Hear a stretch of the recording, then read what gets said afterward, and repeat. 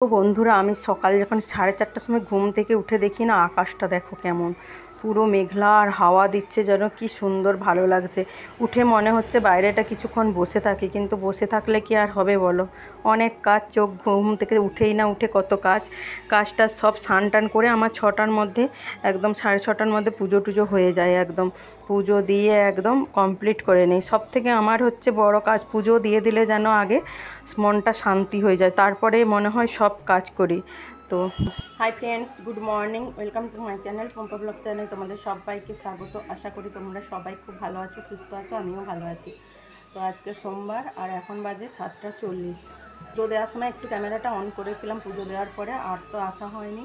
তো এখন একটু চা খেলাম, দিয়ে বলি চলো একটু ক্যামেরার সামনে আসি। তারপরে তো সারাদিনের কাজকর্ম করলো, একটু টিফিন বানাবো। আর দেখো আকাশে মেঘ করেছে, প্রচুর হাওয়া দিচ্ছে। তো জানি না কোন দিকে কোনো ক্ষয়ক্ষতি হয়েছে না কি ঝড়ে। তো আমাদের এদিকে ঝড় টড় হয়নি, কিন্তু হাওয়া দিচ্ছে। ওয়েদারটা মানে মেঘলা মেঘলা আকাশ, জানি না কোথায় যে কত ক্ষয়ক্ষতি হয়েছে ভগবানই জানে। তো চলো বন্ধুরা, সাথে থাকো, দেখতে থাকো। সারাদিন কী করছি না করছি অবশ্যই শেয়ার করবো। হাওয়া দিচ্ছে একদম,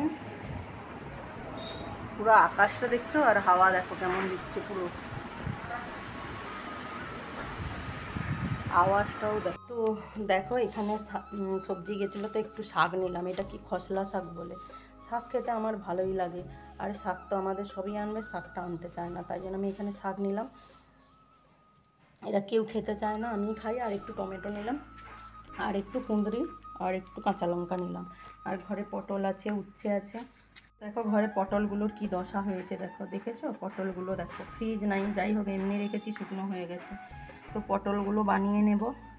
উচ্ছেও পড়ে আছে, মানে সবজি আনলে না, তাই বেশি বেশি না নেওয়ার থেকে এখানে বাড়ির পাশে যায় তো কম কম নেওয়াই ভালো, কেউ খাবে না। তো চলো একটু টিফিন বানানোর, একটু আলুর তরকারি বানাবো। তো দেখো আমি কিন্তু সবজি নিয়েছি বাড়িতে, আমাকে কিন্তু জিজ্ঞেস না করেই সবজি নিয়ে এসছে। এইরকম বাজার গেলে কোনো কিছু জিজ্ঞেস করবে না, যে বাড়িতে কি থাকুক না থাকুক, নিজে ইচ্ছা হলো তো নিয়ে চলে আসবে। তাই দেখাচ্ছি যে কি কি সবজি নিয়ে এসছে।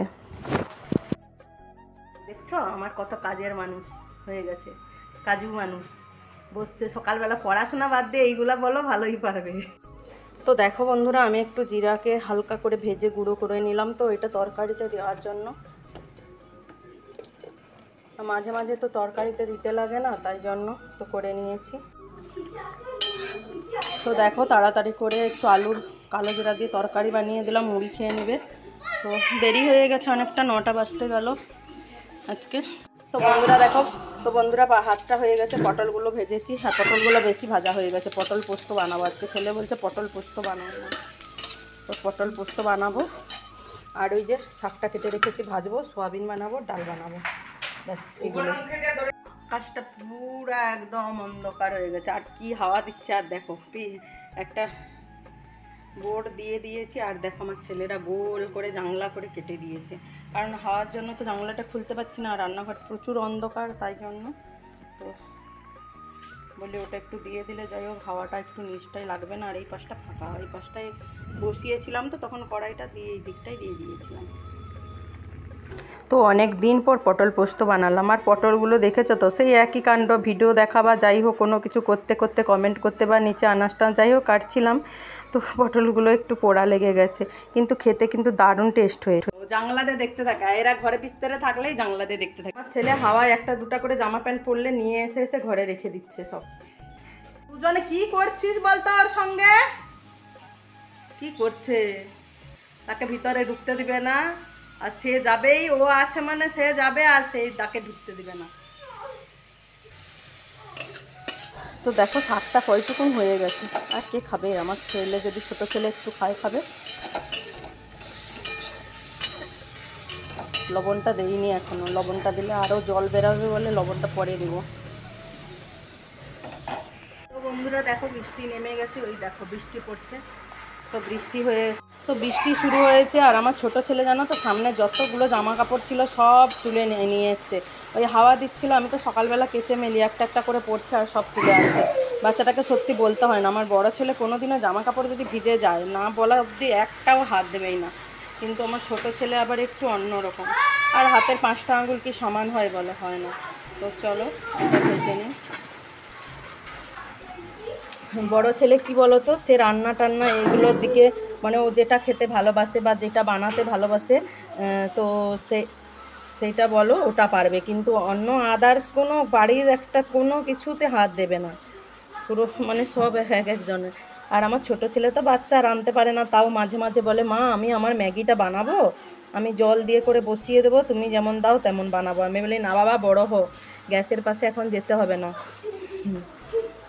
কিন্তু জামা কাপড়গুলো বলতে নেই, সব একটা একটা করে হাওয়ায় পড়ে যাচ্ছে, সব তুলে এনে এনে রাখলো, আমি সব মিলে দিয়েছি চারদিকে। আর আমার তো রোজই কাচা আছে, ঝড় হোক বৃষ্টি হোক, ওটা তো শেয়ার করতে পারি না, কিন্তু রোজই কাচি আমি, রোজ রোজ রোজ। একদিনও মানে দিনের কার্টন আছে তো আমার কাচার কার্টন নেই, বন্ধ নেই। আর সয়াবিনগুলো দেখো, সয়াবিন আমাদের ঘরে স্পেশাল, আমি আমার 2 ছেলে খুব ভালোবাসি খেতে, তাই আজকেও সয়াবিন হচ্ছে, আজকে আর মাছ টাছ নেই। তো সয়াবিনগুলো সিদ্ধ করে নিয়েছিলাম, জল জল থাকে তো, তাকে চিপে চিপে করে ভেঙে দিচ্ছি, ছোট ছোট করে দিচ্ছি, বড় বড় তো তাই ছোট ছোট করে দিচ্ছি। তো চলো বন্ধুরা, আমার তেজপাতা তরকারিতে দিতে ভীষণ ভালো লাগে, কিন্তু এই যে তেজপাতাগুলো কালো হয়ে যায় না, একদম দেখতে ভালো লাগে না, তাই আমি তুলে ফেলে দিলাম। একদম ভালো লাগে না, তরকারিটা যেন কি বিশ্রী লাগে দেখতে, কালো হয়ে যায় তেজপাতাগুলো। তো কী করি বলো, তারপরে একটু এলাচ দারচিনি লবঙ্গ করে বেটে রাখছিলাম, তো দিয়ে দিলাম লাস্টে, দিয়ে একটু ঢাকা দিয়ে দেবো। সয়াবিনটাও দারুণ হয়েছিল খেতে, আর সয়াবিন তো আমি খুব ভালোবাসি, এই বড় সয়াবিনটা খেতে। দেখো কী কী রান্না করেছি, এই যে শাক ভাজা দেখছো কৌটুকুন হয়ে গেছে, আর সকালবেলা আলু তরকারিটা ছিল, পটল পোস্তটা বানিয়েছি। আর এখানে এই যে ছোটো ছেলের জন্য আলাদা করে সয়াবিন, আর এটা হচ্ছে ডাল, মসুরের ডাল, উপরে জলটা আছে বলে এরকম লাগছে। আর তো এখানে আমাদের সয়াবিনটা, আর এটা হচ্ছে চাটনি ছিল, চাটনি তো আমি রাখি 2-3 দিন বানিয়ে, তো ভালোই লাগে খেতে, বেশি যত দেরি হয় চাটনিটা খেতে। কিন্তু তার এই যে বাটা ছিল, বরবটি বাটা, আর আমার কুকুরের জন্য একটু চিকেন ছিল। দেখো তারপরে বিকালবেলা দেখো একটা ষাঁড় এসছে, আমার না ষাঁড়টা না ভীষণ কথা শোনে গো, সত্যি মানুষের কথা শোনে না, কিন্তু পশু পাখি না সত্যি এত যে কথা শোনে জানি না। আর আমি না ভয় পাই না জানো তো, আমি কিন্তু আবার পশু পাখি এগুলোকে একটু কমই ভয় পাই, কারণ আমার বাবার বাড়িতে গরু ছিল তো, দেখে দেখে আমি অভ্যস্ত। দেখো ডাকলাম কি সুন্দর চলে এলো, আমার হাত থেকে একটা সবজি খেলো, ভীষণ ভালো লাগলো। আর উপর থেকে দেখো আমাদের কুকুরটা ওকে দেখে ভুকছে, তাই জন্য বলি আমি, দেখো হাত দিয়ে হাত বোলাচ্ছি। অনেকে ভয় পায়, কিন্তু আমার গায়ের পাশ দিয়ে চলে যায়, আমাকে কোনো দিনও শিং নাড়ায় না, আর কিছু করে না, জানি না কেন। তো এই দেখো আমি জিভটায়ও হাত লাগাচ্ছি, দেখো কত আদর খাচ্ছে, মনে হয় সত্যি কথা ভীষণ ভালো লাগছে। আমি তোমাদের সঙ্গে একটু না শেয়ার করে পারলাম না, আর আমি ক্যামেরাটা কিন্তু ধরিনি, আমার হাতে ফোনটা ছিল। তো চলো বন্ধুরা, আজকের ভিডিওটা এখানেই, তোমরা সবাই ভালো থেকো, সুস্থ